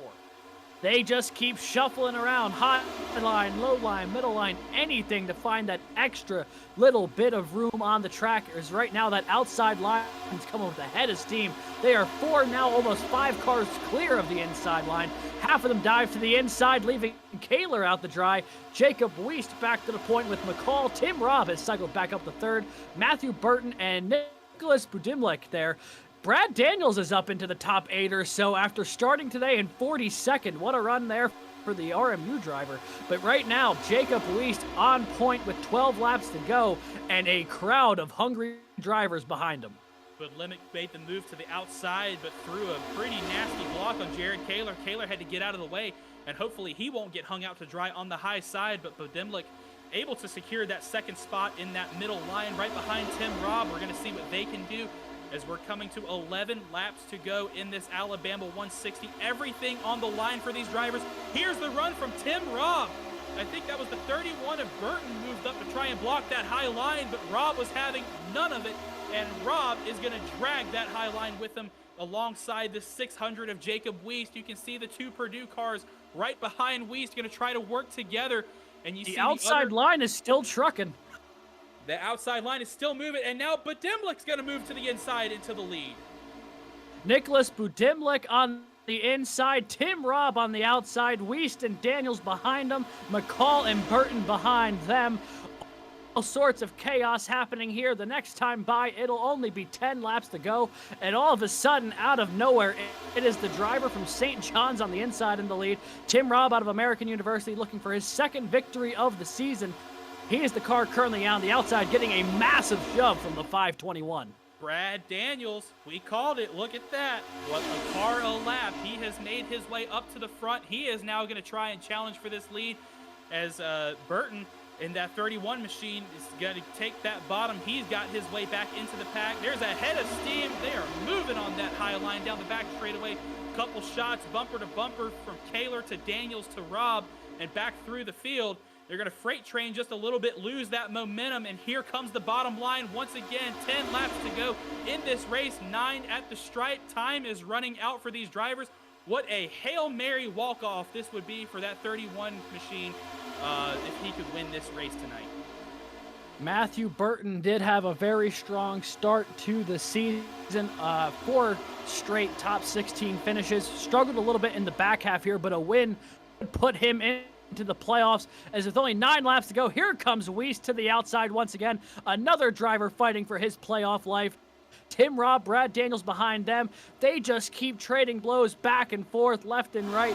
Everyone with their own surge of momentum. Now Kaler trying to lead a third lane. Daniels cuts in front of him. He's going to try to lead the outer lane up front. Now Kaler diving back to the inside. Daniels has to slot back in behind Tim Robb. Everyone trying to find that secret formula that's going to get him up to the front of the pack. Ladies and gentlemen, you are watching a 195-mile-an-hour chess match as they're wrecking. The 31 of Burton gets turned, and there's tons of cars involved. Oh, Caution no. will come out. Williams is involved. Stockner's involved. Is that Jeremy Millerin I see involved It as is. well? Both the Purdue cars involved in that. I think I see Athena Leclerc, or at least a St. Clair car involved too.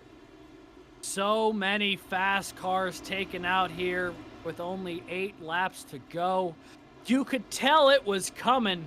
They were just absolutely going crazy at the front of the field. They were dipping high and low and trying to find that extra bit of momentum.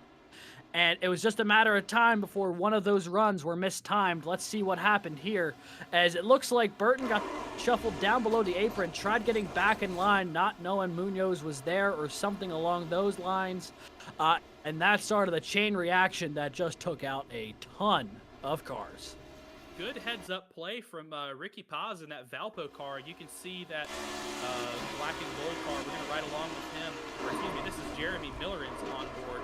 But Ricky Paz was able to get that slowed down, completely missed the wreck, and drove his way through unscathed. I think I saw, Andrew Williams got a little bit of contact in there as well. You can see him go down to the bottom to try and miss it, and just, ooh, man, nowhere to go for him. And if he made contact with Millerin at all, it was minimal.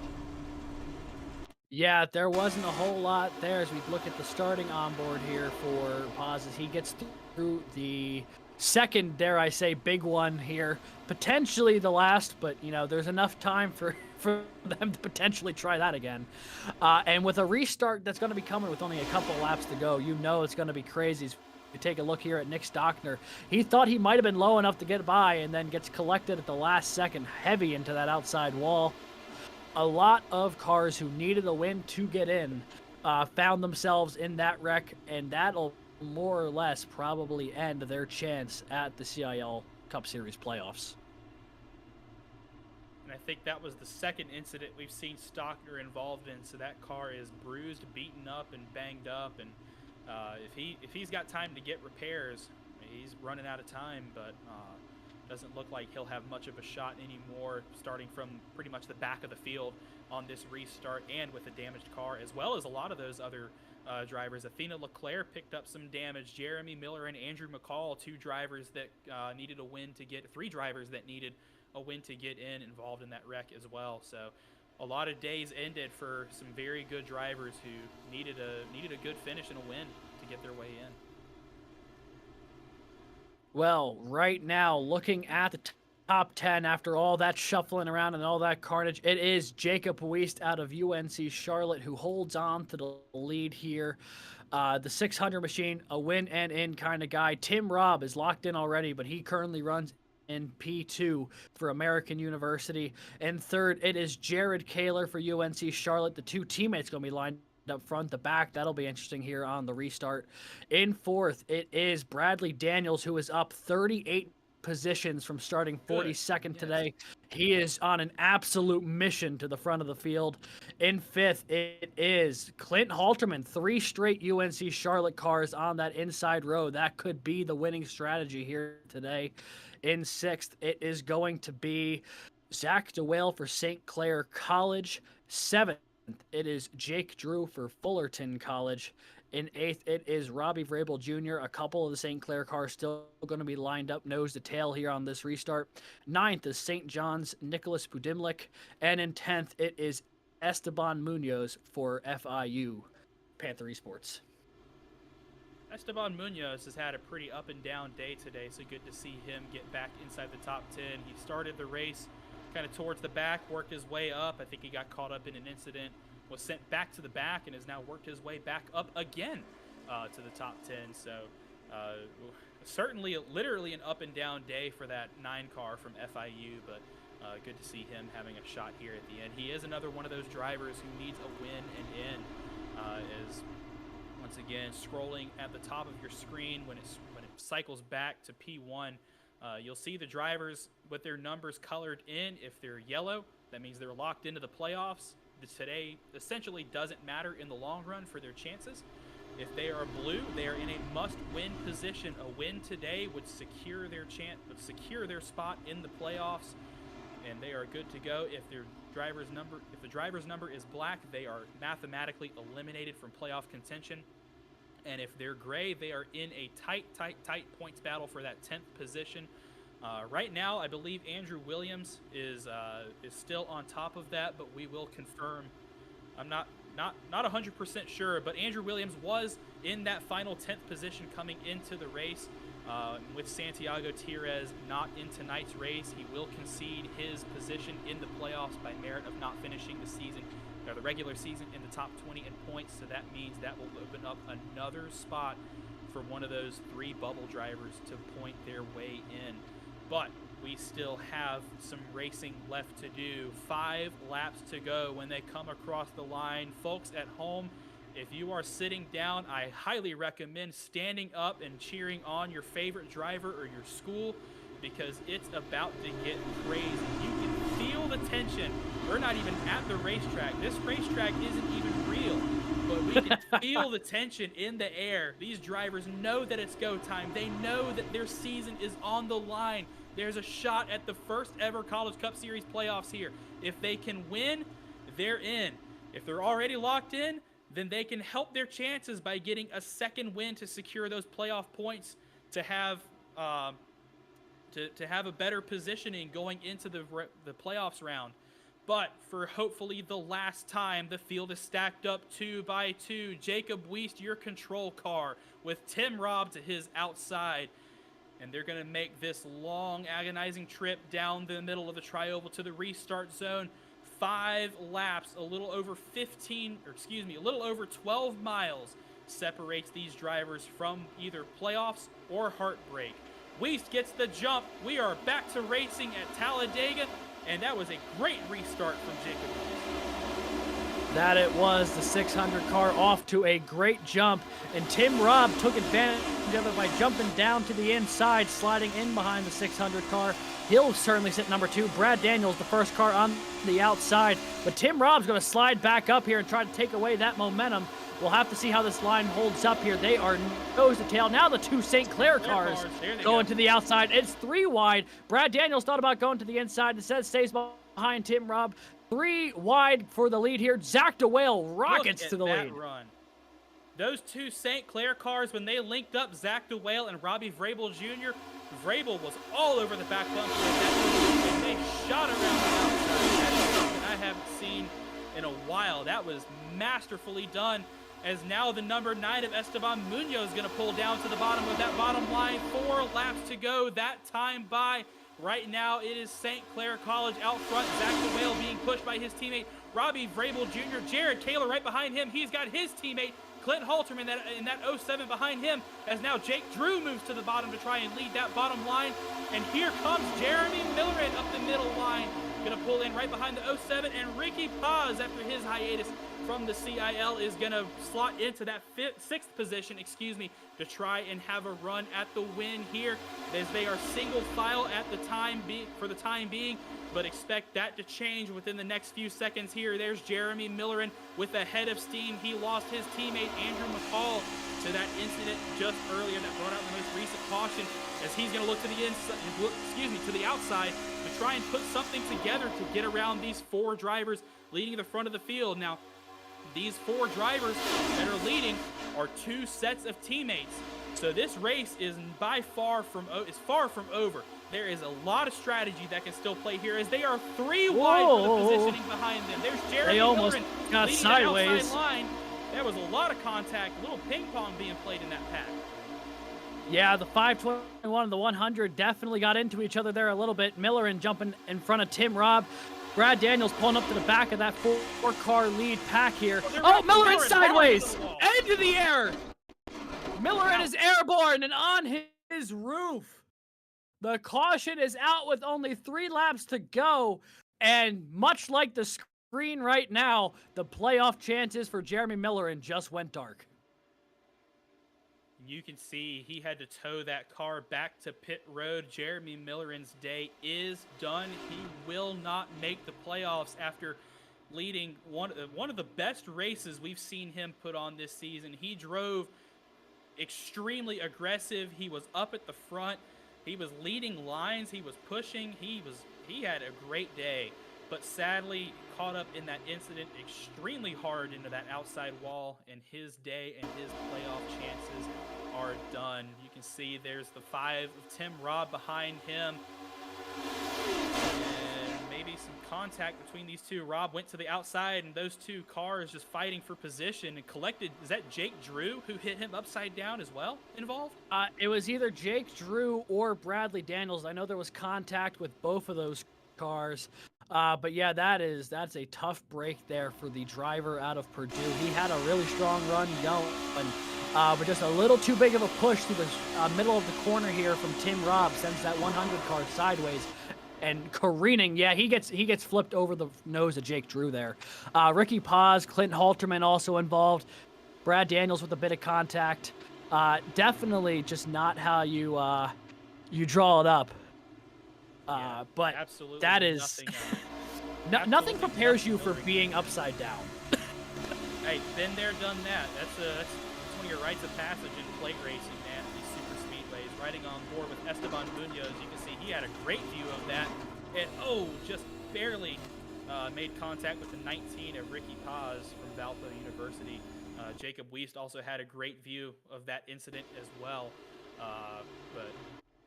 Yeah, nothing Millerin or a lot of those cars could do in that incident. A lot of good playoff eligible drivers removed from the race, and unfortunately their shot at the CIL championship is done.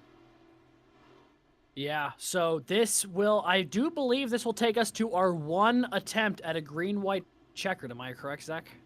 That is correct. All right. Well, if that's the case here, we're only going to get one more restart. We're only going to get one more attempt at potentially finding out who it will be who also qualifies for the Collegiate iRacing League's Cup Series playoff. Right now, Zach DeWale is the car in the hot seat. He is the current leader.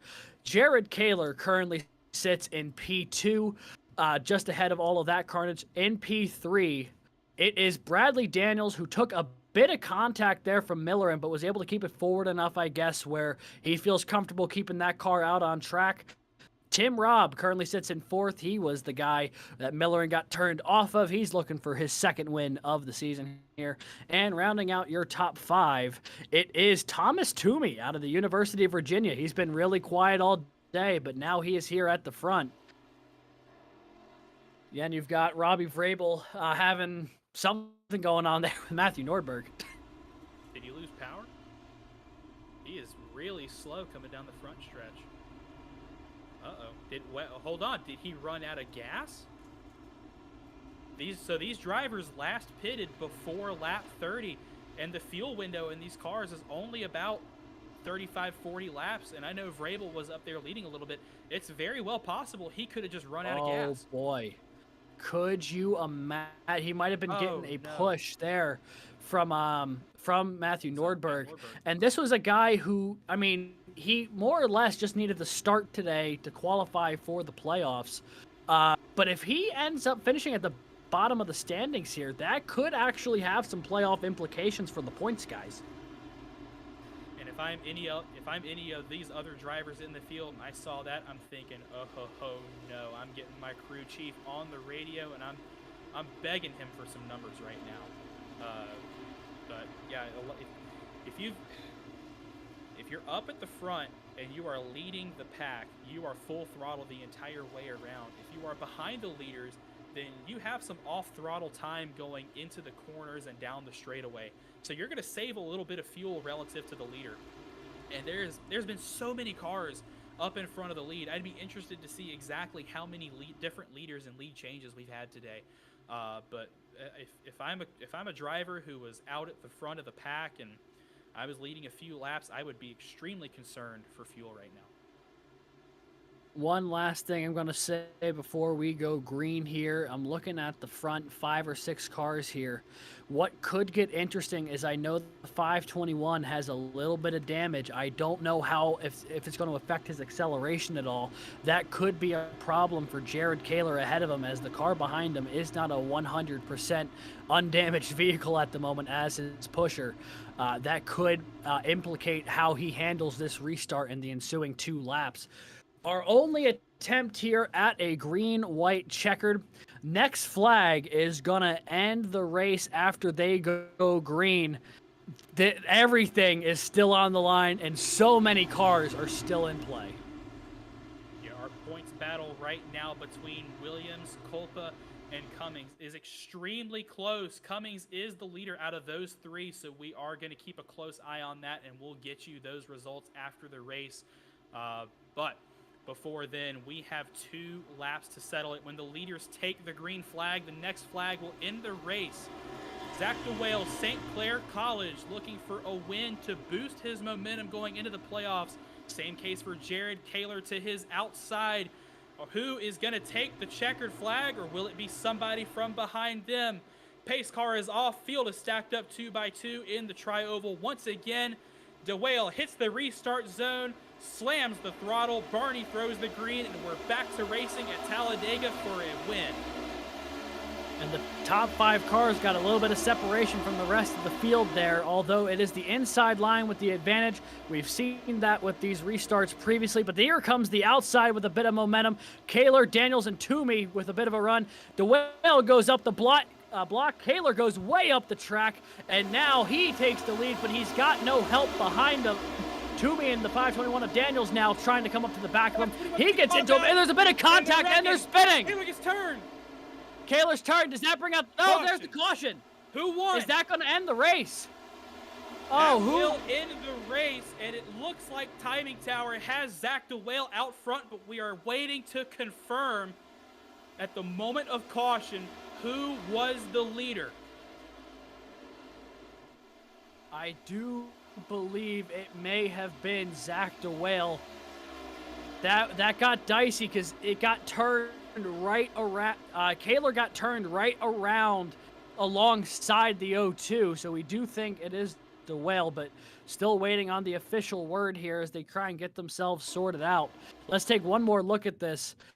DeWale goes up the track to block, and Kaler goes way up the hill to try and make the move. And when Kaler comes back down, he gets contact, I believe, with the 521 off the 166, and that's where all this unfolds. 521 had a split-second decision about halfway down the backstretch. You can see the huge momentum boost, the speed boost he got relative to the 1, and he almost did a little Texas two-step going back and forth of do I go to the inside, do I try to get around Kaler, do I stick with him and push and try to go for another run again, and with it being what it was, less than 2 laps to go, he took the more aggressive option, and the 521 went to the inside. Kaler came down to block a little bit too late, but that's super speedway racing. You got to go for the win. You got to do what you can, and we are still waiting on word. Yes, we have confirmed that Zach DeWale is the winner of the Alabama 160. He will pick up the win for a much-needed momentum boost going into the playoffs. It is his first win of the season. Congratulations to St. Clair College and Zach DeWale for winning the Alabama 160. An impressive victory here today for Zach DeWale. He may not have been the dominant car per se all day, but he made it count when he needed to. He'll bring home the win for St. Clair College and gives him a much-needed bit of playoff points and a bit of a boost in the momentum side of things. Moving into the postseason now with that victory, his 3rd career CIL victory, so congrats to him. And that is the, I believe, 2nd victory for St. Clair College this season after Robbie Vrabel's victory at Auto Club. So definitely a strong regular season for the folks north of the U.S. border there. St. Clair College looking pretty sharp here as we only enter our playoff season. Ricky Paz finishes 2nd, and Matthew Burton for ETSU brings it home in 3rd. That is your podium with Thomas Toomey and Jacob Wiest rounding out the top 5. And how about that result for Ricky Paz? He's missed quite a few races this season on pretty much a sabbatical. He took a break from the CIL to focus on school, and then he decides, I'll run tonight's race. What can come of it? And he walks away 2nd after all of that. So what a result for him and for Valpo University. That program they've got there is Zach the Whale is going to burn it down on the front straightaway. He was already locked into the playoffs, but now he states his case for the championship as he will pick up a win going into our first round for both him and St. Clair College. The other thing that we will have to figure out when it comes time. I know the math. Jimmy do a double burnout there. I guess because he technically is our alumni winner here today, so maybe true. that's his cue to go burn it down for the alumni win. But yeah, that is you look at a couple of names here. You can see on the top 20 on your left, Jake Cummings 12th, Colin Culpa 14th.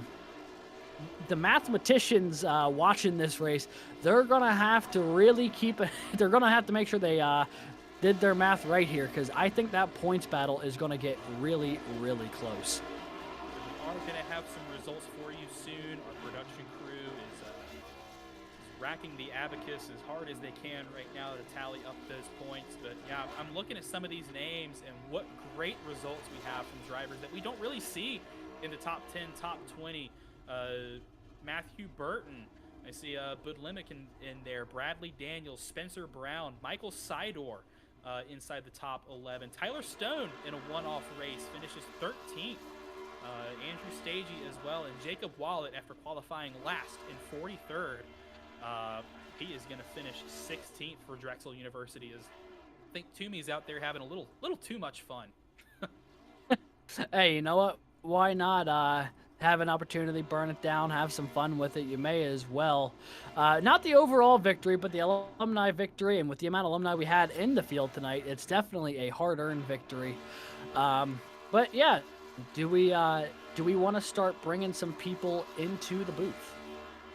I think it's about that time. Let's go ahead and talk to our third place driver tonight, Matthew Burton from East Tennessee State. Congratulations on a great result here at Talladega. This is a great momentum boost for you looking at the rest of the season. We saw the chaos in that entire last half of the race. Kind of take us through your viewpoint through that and through that final wreck. Yeah, I remember we were like, 15 to go, something like that. I shoved it down to the bottom and just hold my line just to get up there, and I held it there for a good lap or two. Like I said, I got spun out coming through the tri-oval, but I just held the clutch and just closed it against the wall, and it was fine. And it felt good coming to the green-white checkered. I just wish there was at least one more opportunity, because man, it was close, and I was so close, so close. That is the name of the game here, especially at Talladega. So close indeed. But congrats, Matthew, on a great P3 here. Your best finish here so far in the CIL, to my understanding. You also finished top 5 at Daytona. So what is your secret here to finding some good results here on these restrictor plate tracks? You just stick the car where no one else wants to put it and hope they don't turn up into you. That's all you got to do. And sometimes it works out and sometimes it doesn't. But I got a good spotter that helps me through this race. And like I said, just together, teamwork, we just work our way up to the front.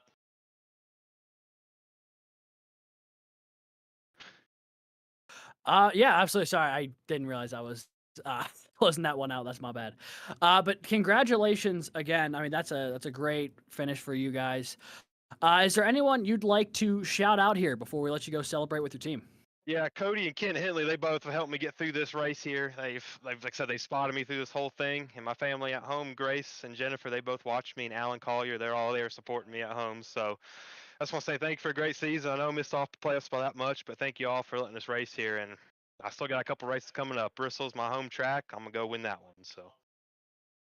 Alrighty. Well, thanks for joining us up here. That is Matthew Burton, our P3 finisher here today from Talladega. Now coming into the booth, let us talk to our second place finisher today. It is Ricky Paz out of Valparaiso University. Ricky, welcome back to the CIL, my friend.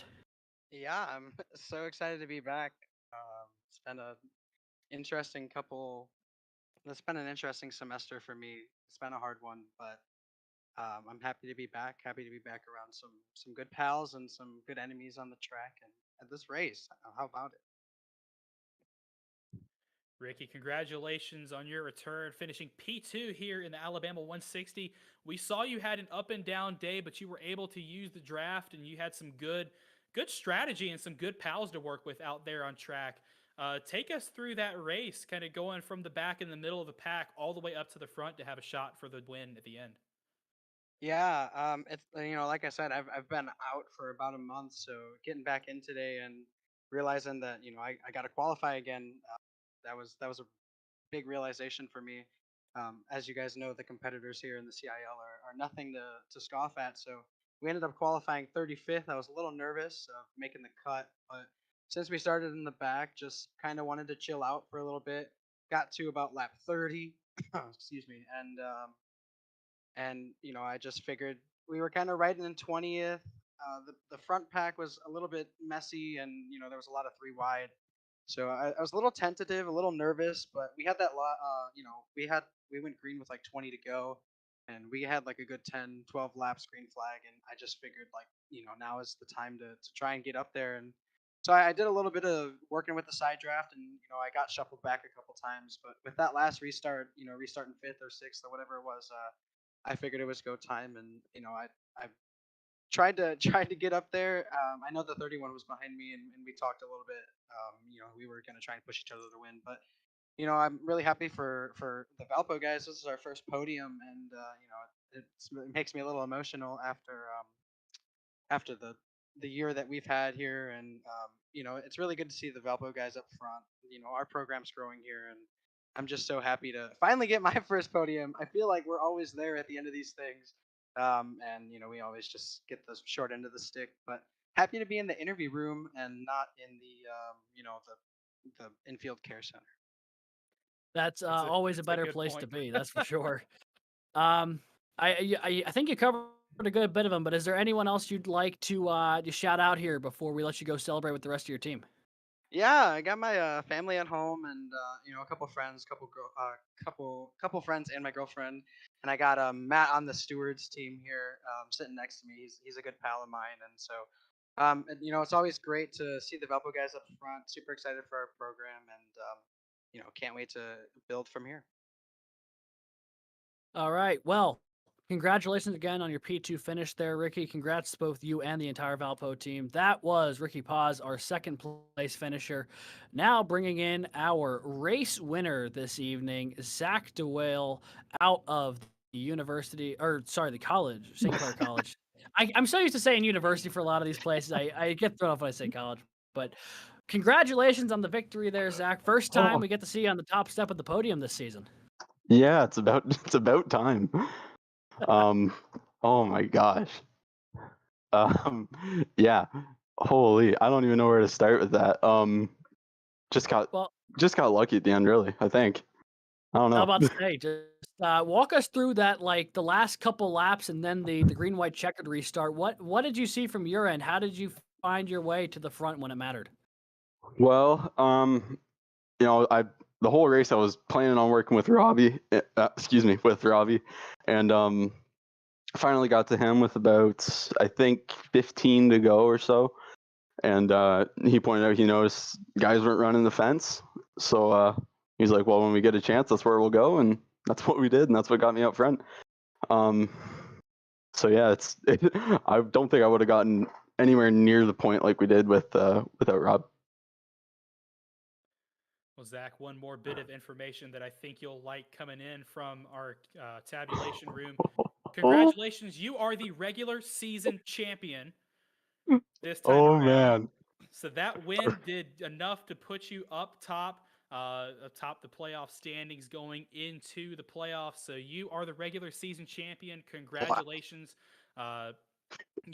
We've seen this season where you just came oh so close to victory lane so many times, and now here at Talladega, you finally get that pressure lifted off. You find the victory lane, and this is a big momentum boost for you going into the playoffs.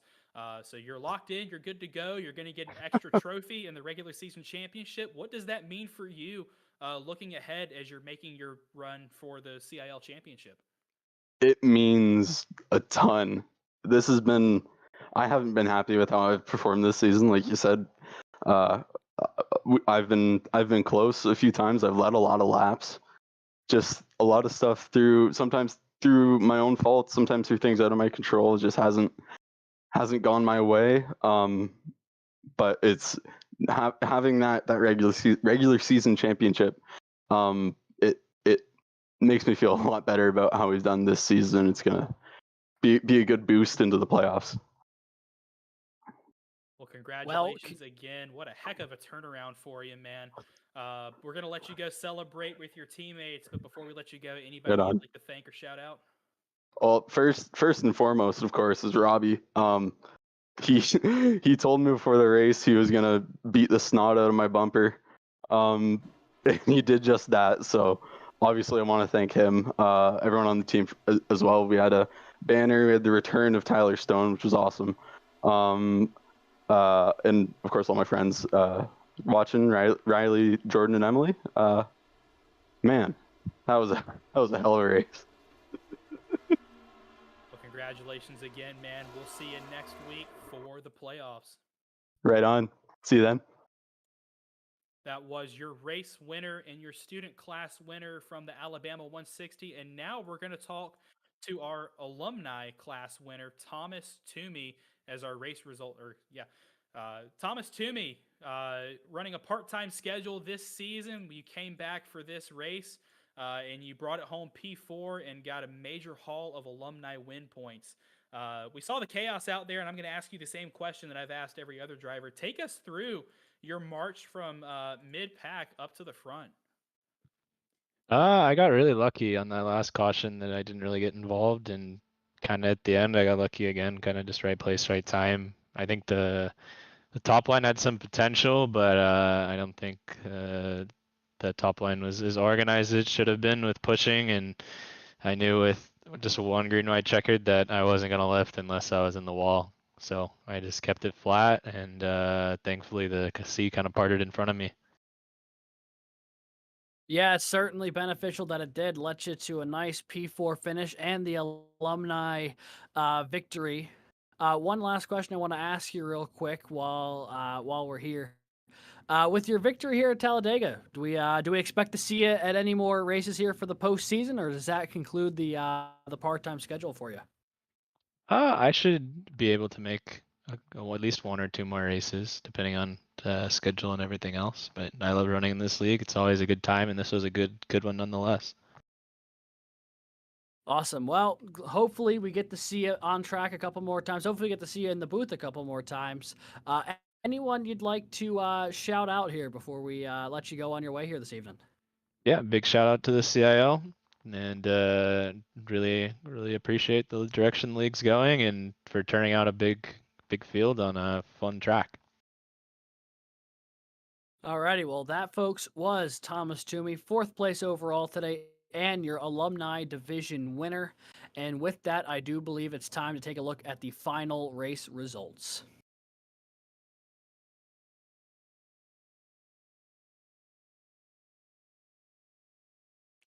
We're getting there. There we go. Your race winner from tonight, Zach DeWale from St. Clair College, gets a big boost going into the playoffs and secures his first win of the season. Ricky Paz on his return to the CIL for Valpo University brings it home second, and Matthew Burton will finish third, a career-high finish for that East Tennessee State University car. Thomas Toomey picks up the alumni win from the 4th overall position for UVA. Jacob Wiest, after leading a few laps, will finish as the last car in the top 5 for UNC Charlotte. Nicholas Budlimic from St. John's University, another career-high finish for him. He finishes 6th. Bradley Daniels, after starting, 40th, I think? 42nd, yeah. 42nd. After starting 42nd, he finishes 7th in this race. So what a heck of a performance from that Robert Morris University car. Spencer Brown gets another career-high finish for P8 for UNC Charlotte. Athena LeClaire will bring it home 9th after being involved in an incident earlier in the day for St. Clair College. Esteban Munoz and FIU will round out the top 10. Moving on, Michael Sayador for Penn College of Technology finishes 11th. Jake Cummings will finish 12th for Wingate University. He finishes the highest out of our drivers on the bubble for the playoffs. Tyler Stone on his return to the CIL for a one-off race this season for St. Clair College. He finishes 13th. Colin Copel will bring it home 14th for Indiana University. Andrew Stagey for Ball State finishes 15th, and 16th goes to Jason Wallet after starting dead last for Drexel. His teammate Timothy Williams in the 86 will finish 17th. Tim Robb, after being up front for most of the day, will finish 18th for American University. Ethan Head has an inside the top 20 day once again as he finishes 19th for the University of Tennessee. And Dan Banner will round out the top 20 for St. Clair College. Alex. Edwin Onofre for the University of North Texas brings it home 21st. Tristan Yoder for Robert Morris University brings it home 22nd. 23rd is Robbie Vrabel Jr. for St. Clair College. Hunter Hedesti for Clemson University brings it home 24th, with Matthew Nordberg for NC State finishing 25th here this evening. Clint Halterman was up front a good bit of the day, but he finishes 26th for UNC Charlotte, alongside Andrew McCall in 27th for the University of Purdue. Jake Drew for Fullerton College brings it home 28th. Austin DeLong for the Penn College of Technology is 29th. Andrew Williams finishes 30th for the University of Clemson. Not the finish he was looking for today. We'll have to see how the points shake out here in a moment. Finishing in 31st, it is Jared Kaler for the University of North Carolina, Charlotte. Brandon Schulenberger for Wingate finishes 32nd as the last car on the lead lap. Garrett Vighton finishes 33rd for Arizona State. He finishes 2 laps down. And Alex Hogarth, also 2 laps down for St. Clair College in 34th. Cody Fadenhauer, in his part-time schedule, finishes 35th today for VCU. Jeremy Millerin had a lot of speed, but crashed out late, finishing 36th for the University of Purdue. Connor Levy for Arizona State finishes 7 laps down in 37th. Rhett Crane for Ball State is 38th. Anthony Brown for Queen's University of Charlotte is 39th. And your final couple finishers here today, Nick Stockner for Clemson University, R. Muhammad Alif and Caden Kimball, both from Ball State University, and Carmine Caruso for St. John's University. And that is the whole field, the whole 43 who made the field here today. And producer Scott, do we have the playoff points ready to go? Drum roll, please. Here are your playoff drivers for the first inaugural College Cup Series playoffs. On top of the standings are Muhammad Alif from Ball State University. Robbie Vrabel Jr., his 2 wins will secure his spot in for St. Clair College. Jared Kaler slots in that 3rd position for UNC Charlotte. Zach DeWale makes a good case with his win today. He will jump up to the 4th position for St. Clair College. Jason Wallet, Daytona 250 champ, he punched his ticket in for the first race of the season for Drexel University. Connor Levy, after a barn burner finish at Darlington, will start 6th in the playoffs for Arizona State. Clint Halterman wins at Watkins Glen for UNC Charlotte. He punched his ticket in. Andrew Williams did just enough for Clemson University to get into that 8th spot. And Tim Robb from American University did enough to get his way in the 9th position. And Jake Cummings from Wingate University rounds out our 10 playoff drivers. And Alex, this is a list of heavy hitters. Yeah, that's an understatement. Let me tell you. That is one heck of an accomplished list up there. That it is. I mean, a lot of race winners, a lot of guys with really, really good average finishing positions. I don't look at anyone in this top 10 and think there's an undeserving driver of that spot. These are 10 of truly the best drivers we do have in the CIL here. So overall, I mean, this is going to be one heck of a playoff. And I mean, you look at the playoff points, sure, the leaders have a little bit of an advantage, but only a 14-point gap from 1st down to 10th. One bad race over the next 3, and that gap evaporates. Yeah, you see the initial playoff point standings on the right-hand side of that graphic. These drivers that are playoff eligible.